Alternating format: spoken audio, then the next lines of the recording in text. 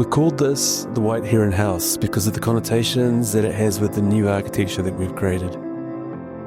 It's elegant, dynamic, and refined.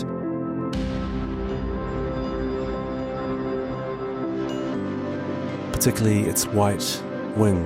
It's very rare, unique, and special.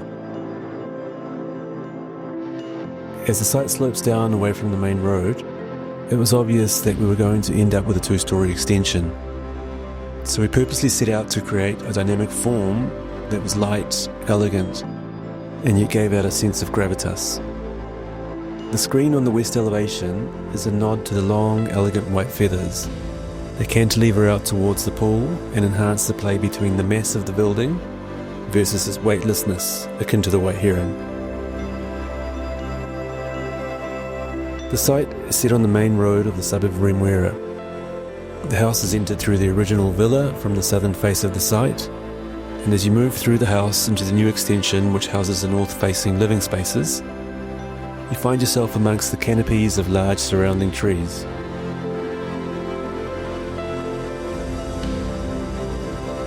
A large skylight that spans the width of the building delineates the junction between old and new, creating this reference with natural light in the centre of the floor plan.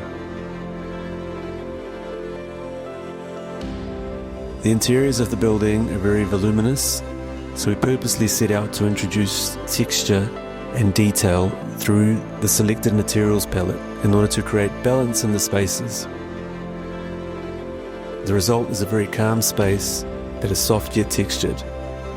This balance creates a place that feels comfortable and that you want to spend time in.